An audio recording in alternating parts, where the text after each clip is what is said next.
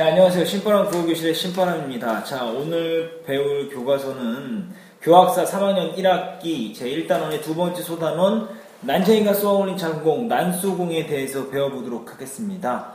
오늘 배울 우리 교재는 16페이지. 오늘도 집중해서 열심히 참여해 주길 바라면서 자, 궁금한 부분 항상 표시하는 거 잊지 마시고 수업에 참여하시기 바랍니다.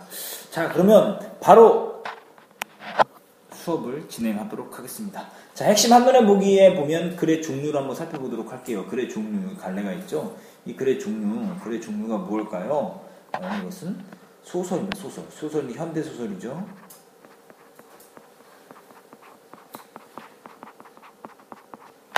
현대소설이면서 이것은 연작소설입니다. 연작소설.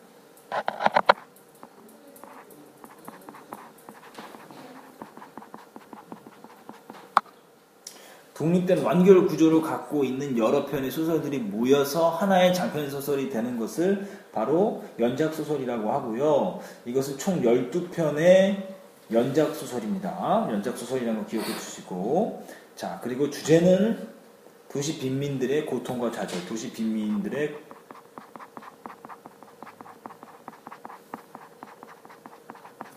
고통과 좌절을 주제로 하고 있습니다.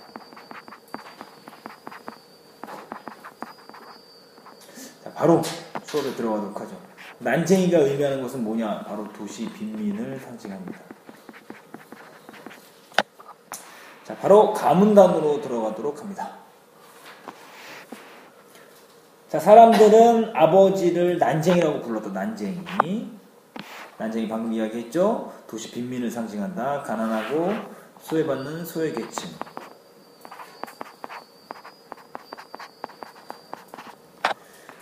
사람들은 아버지를 난쟁이라고 불렀다. 사람들은 옳게 보았다. 아버지는 난쟁이였다. 불행하게도 사람들은 아버지를 보는 것 하나만 옳았다. 그러니까 외모를 보고 겉모습만 보고 평가하는 것에 대한 불만이죠. 그 밖의 것들은 하나도 옳지 않았다. 나는 아버지, 어머니, 영호, 영희 그리고 나를 포함한 5 식구의 모든 것을 걸고 그들이 옳지 않다는 것을 언제나 말할 수 있다. 나가 나왔죠. 나. 1인칭 시점이죠. 1인칭 시점이다라는 거. 나의 모든 것이라는 표현에는 5 식구의 목숨이 포함되어 있다. 나의 모든 것. 그러니까 5 식구의 목숨을 담보로 해서 자신의 절박함을 이야기하는 거예요. 천국에 사는 사람들은 이 천국은 이제 풍요로움을 이야기하는 거죠. 물질적 풍요를 이야기합니다. 지옥을 생각할 필요가 없다. 빈곤이죠. 빈곤. 풍요로운 사람들은 지옥을, 빈곤을 생각할 필요가 없다. 그러나 우리 5 식구들은 지옥에 살면서 천국을 생각했다. 천국을 생각했다라는 건 풍요로운 삶을 꿈꿨다라는 거죠. 단 하루라도 천국을 생각해보지 않은 날이 없다. 하루하루의 생활이 지겨웠기 때문이다. 우리의 생활은 전쟁과 같았다. 우리는 그 전쟁에서 날마다 지기만 했다. 그런데도 어머니는 모든 것을 잘 참았다. 그러나 그날 아침 일만은 참기 어려웠던 것 같다. 그날 아침의 일이 뭐냐? 통장이 이걸 가져왔어요. 내가 말했다. 어머니는 조각 마루 끝에, 매우 좁은 마루 끝에 아침 식사를 하고 있었다. 그게 뭐냐? 철고 개고장이에요. 남은다는 별표 치세요. 철고 개고장. 기어코 왔구나. 이 철고 개고장이 바로 사건의 실마리죠.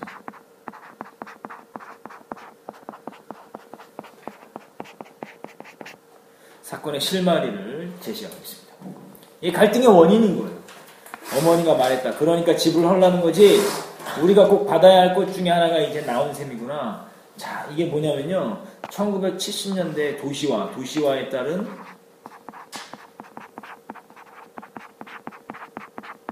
모습이에요. 1970년대 도시화가 급속도로 진행이 됐는데 그 진행될 때 중요한 건 거기에 살고 있었던 빈민들, 가난한 사람들을 그냥 막 쫓아냈어요. 살 곳이 없는데도 불구하고. 즉 그것을 고발하는 소설이에요. 어머니는 식사를 중단했다. 나는 어머니의 밥상을 내려다 보았다. 보리밥에 기억으로 묶어보세요. 보리밥에 까만 된장 그리고 시든 고추 두어 개와 조린 감자 니은 아주 어때요? 궁핍한 밥상이죠.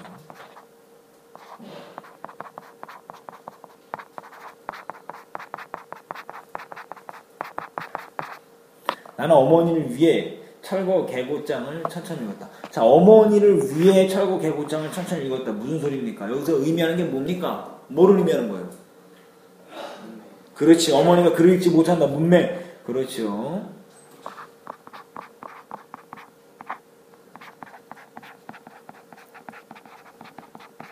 어머니는 글을 읽을 수 없다. 어머니의 문맹을 짐작할 수 있다는 것 넘어가시기 바랍니다. 다음 페이지입니다. 17쪽입니다. 자, 그 철거 개고장의 내용이 나옵니다. 낙원구 이렇게 시작을 하죠. 낙원구 1970 몇 년 9월 10일 수신 서울특별시 낙원구 행복동. 낙원구 행복동이라고 이야기하는데 이것은 실제로 이 사람들이 낙원 속에서 천국 속에서 행복하게 살고 있습니까? 그렇지 못하죠. 그 반대로 이야기하는 거죠. 무슨 표현 방법? 반어법. 그렇지, 반어법.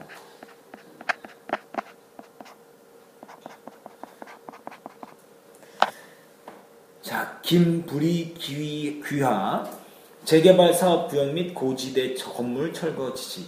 귀화 소유 아래 표시 건물은 주택 개량 촉진에 관한 임시조치법에 따라 행복 3구역 재개발 지구로 지정되어 서울특별시 주택 개량 재개발 사업 시행 조례 제15조, 건축법 제5조 및 동법 제42조의 규정에 의거 1970 몇 년 9월 30일까지 자진 철거할 것을 명합니다.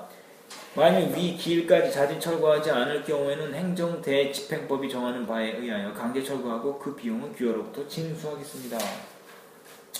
철거 대상 건물 표시 서울시 특별구 낙원동 행복동 46번지에 1839 이러면서 이제 행복동의 철거 개고장 내용을 확인해 보았습니다. 그래서 핵심점을 살펴보시면요. 자, 낙원구 행복동, 낙원이 될 수 없으면 행복해질 수 없는 공간을 강조했어요. 반어법이라는 거죠. 난쟁이는 소의 계층을 상징한다는 거 기억해 두시길 바랍니다. 자, 발단 부분의 소주제를 살펴보죠. 난쟁이 가족에게 철거 개고장이 도착한 거죠.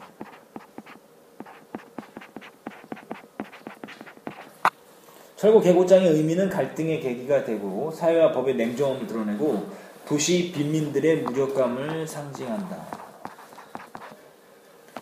낙원 행복동의 표현 의도, 낙원 행복과 같이 현실과 반대되는 명칭으로 가난하고 처참한 도시 빈민의 삶을 강조한다. 이게 반어적 표현이다라는 거 기억해 두시길 바랍니다. 자, 이제 전개 부분 라문단으로 넘어가시죠. 어머니는 조각마루 끝에 앉아 말이 없었다. 벽돌 공장의 높은 굴뚝 그림자가 시멘트 담에서 꺾어지며 좁은 마당을 덮었다. 자, 가족들의 어떤 불안하고 절망적인 심리 상태를 그림자가 뭐했다? 그림자가 마당을 덮었다라고 이야기했죠. 그림자가 마당을 덮었다라는 건 절망적인 심리 상태를 표현한 거예요.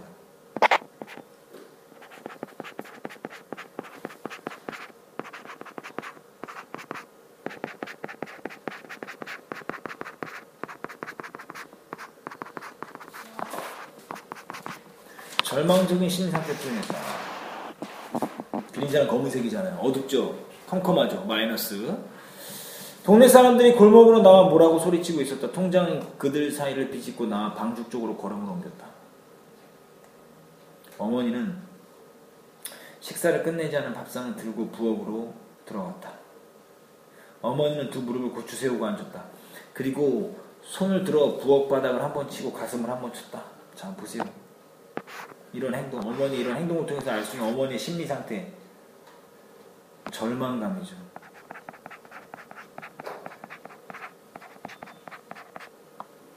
나는 동사무소로 갔다. 행복동 주민들이 잔뜩 몰려들어 자기의 의견들을 큰 소리로 말하고 있었다.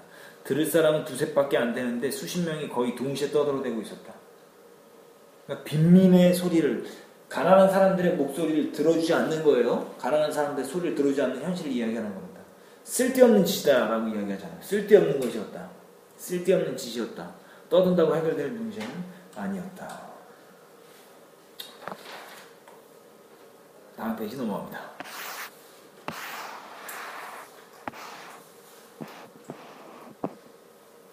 18쪽 들어갑니다. 마음단입니다. 나는 바깥 게시판에 적혀있는 공고문을 읽었다. 거기에는 아파트 입주 절차와 아파트 입주를 포기할 경우 살 수 있는 이주 보조금 액수 등이 적혀 있었다. 동사무소 주인은 시장바닥과 같았다. 주민들과 아파트 거강꾼들이 한 대 뒤엉켜 이리 몰리고 저리 몰리고 있다. 아파트 거강꾼들 이거 잘 기억해 주세요. 자신만의 이익을 챙기는 사람들이 마이너스예요.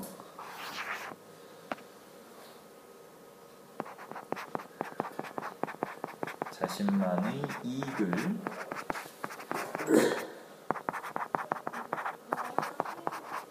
챙기는 사람들 마이너스 인물이다라는 거 기억해 주세요.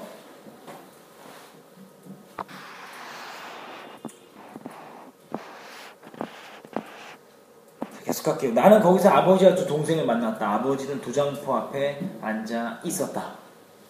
영호는 내가 방금 물러선 게시판 앞으로 갔다. 영희는 골목 입구에 세워놓은 검정색 승용차 옆에 서 있었다. 아침 일찍 일들을 찾아 나갔다가 철거 개고장이 나왔다는 소리를 듣고 돌아온 것이었다. 아침 일찍 일들을 찾아 나섰다. 이게 뭐야? 직장이 없기 때문에 그런 거죠. 직장이 없다라는 거죠.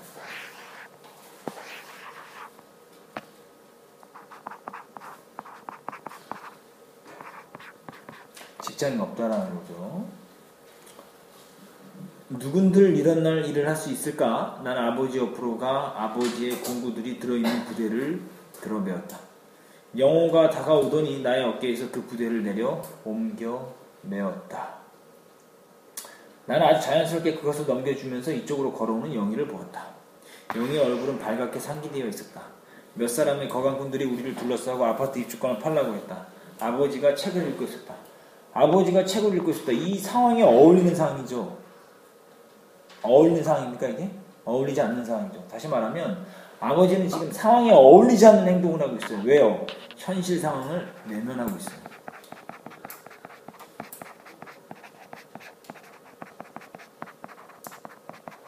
아버지는 현실과 어울리지 않는 행동을 함으로써 현실 상황을 외면하고 있다는 것을 배울 수 있습니다.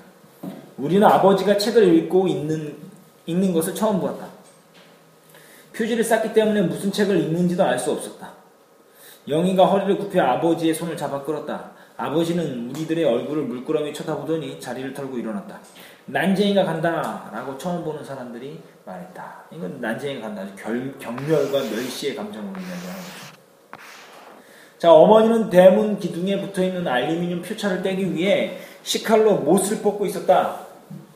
내가 식칼을 받아 반대편 못을 뽑았다. 왜냐하면 이 알루미늄 표찰은 나중에 입주권과 교환할 수 있기 때문에 그런 거예요. 이게 마지막 희망이겠죠. 난쟁이 가족에게. 영호는 어머니와 내가 하는 일이 못마땅한 모양이었다. 그러나 마음에 드는 일, 그것은 우리에게 일어나 주길 바랄 수 없는 일이었다. 어머니는 무언가 건물 번호가 새겨진 알루미늄 표찰을 빨리 떼어 간직하지 않으면 나중에 괴로운 일이 생길 것이라는 것을 잘 알고 있었다. 왜요? 알루미늄 표찰이 없으면 나중에 입주권을 받을 수가 없기 때문에 그렇습니다. 하지만 입주권이 있어도 아파트에 들어가도 돈을 내야 되죠. 그 돈이 없는 거예요. 그러니까 불행한 거예요, 이 사람들이. 어머니는 손바닥에 놓인 표찰을 말없이 들여다보았다. 영희가 이번에는 어머니의 손을 잡아 끌었다. 19쪽 넘어가도록 하시죠. 전개 1의 소주제를 살펴보도록 하시죠. 자, 철거 개고장 소식에 모여드는 난쟁이 가족. 난쟁이의 상징적인 표현 의도는 가난한 소외 계층인 공장 노동자와 도시 빈민의 왜소해진 자아를 드러내 비극성을 강조한다. 그리고 책을 읽으면서 현실을 외면하고 체념적이고 자포자기의 모습을 보인다.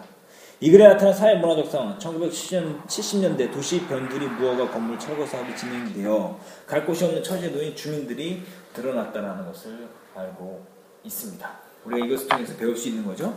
자, 그래서 오늘은 여기까지 하도록 하겠습니다. 지금 이제 전개 1 부분까지 하고요. 다음 시간에 이어서 전개 2 부분 배우도록 할 텐데요. 관련 문제 한번 풀어보시고 배웠던 부분 다시 한번 복습하시길 바랍니다.